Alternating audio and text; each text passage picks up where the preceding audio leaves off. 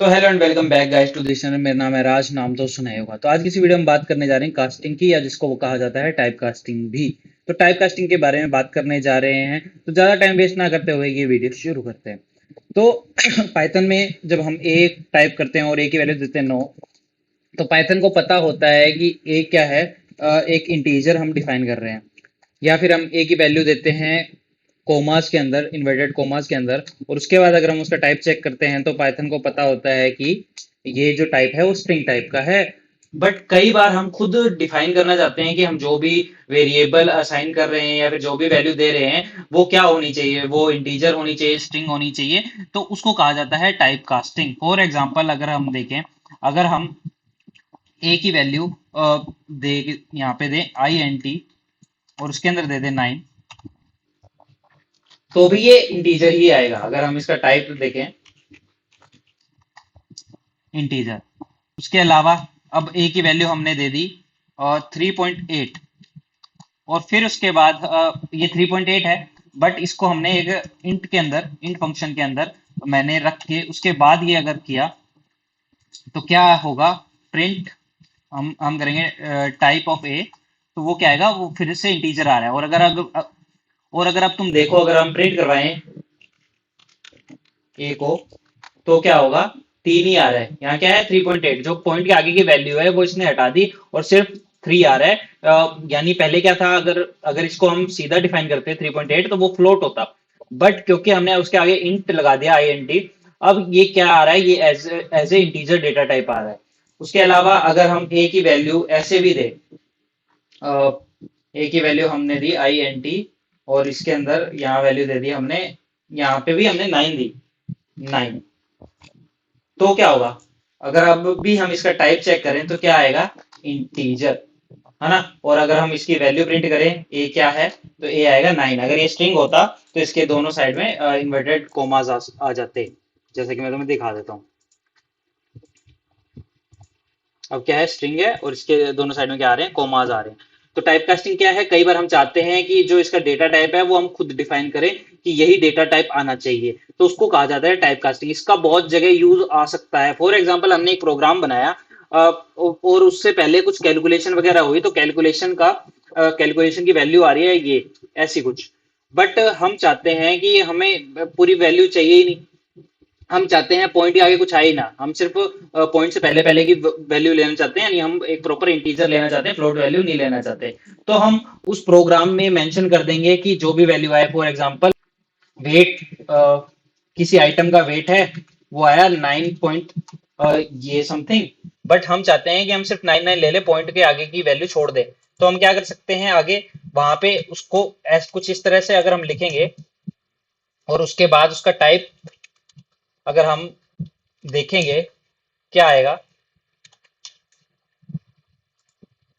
अब अगर हम उसका टाइप देखेंगे तो इंटीजर आएगा, बट अभी भी अगर एक चीज और मैं बता देता हूं कि अगर हम वेट को सीधा चेक करें, टाइप ऑफ वेट, तो वो अभी भी क्या है, वो डब्ल्यू टाइप नहीं, सॉरी, टाइप ऑफ वेट, तो वो अभी भी फ्लोट है, क्योंकि वहां पे चेंज नहीं हुआ, क्योंकि ये जो वेरिएबल है इसमें चेंज नहीं हुआ, हमने बस जो प्रिंट करवाया है आगे इंटीजर लिख दिया। तो अब जो वैल्यू आएगी वो कुछ इस तरह आएगी, या फिर अगर हम इसको प्रिंट भी करवाएं सीधा, अगर हम इसको यहां से सीधा प्रिंट करवाएं, तो भी क्या आ रहा है, 9 आ रहा है। बट अगर हम चेक करें दोबारा वेट का टाइप, तो वो फ्लोट ही रहेगा, मतलब वो अभी एज ए वेरिएबल चेंज नहीं हुआ है। बट जब हम प्रिंट करवा रहे हैं, तो क्योंकि हमने इंट लिख दिया, या फिर जब हम यहाँ पे टाइप लिख रहे हैं और हमने इंट लिख दिया, तो वो वहां पे as a integer data type show हो रहा है।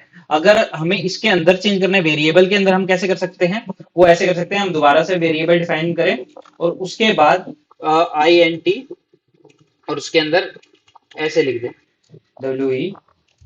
WEIGST, अगर ऐसे लिख देंगे। अब अगर हम टाइप ऑफ वेट देखें,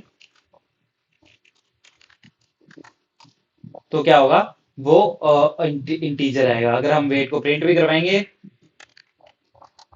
तो क्या आएगा, वो एज ए इंटीजर प्रिंट होगा, यानी 9 आएगा।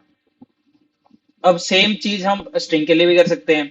फॉर एग्जाम्पल कोई भी वैल्यू है, ए इज इक्वल टू हम 9 है, अगर ऐसे प्रिंट करवाए तो क्या आएगा, वो इंटीजर आएगा। बट अगर हम उसके आगे लिख दें STR, तो वो क्या प्रिंट होगी। अगर अब हम इसका टाइप चेक करें, type of a, sorry, type of a, वो क्या है, स्ट्रिंग है। या फिर हम ऐसे भी लिख दें a इज इक्वल टू 3.5। अभी क्या है, ये फ्लोट टाइप का डेटा है, बट इसका टाइप क्या है, अगर हम इसका अभी इसका टाइप चेक करें तो ये क्या होगा, ये एक फ्लोट टाइप का डेटा है। बट अगर हम इसको लिखें a is equal to str और उसके बाद उसके अंदर 3.5 डालें, तो वो क्या आएगा, तो वो एज ए स्ट्रिंग आ जाएगा। अब इसको अगर हम प्रिंट करवाएंगे तो क्या आएगा, तो ये आएगा 3.5 एज ए स्ट्रिंग। अगर इसका टाइप देखना है हमें, तो टाइप ऑफ ए ये क्या आ रहा है, स्ट्रिंग।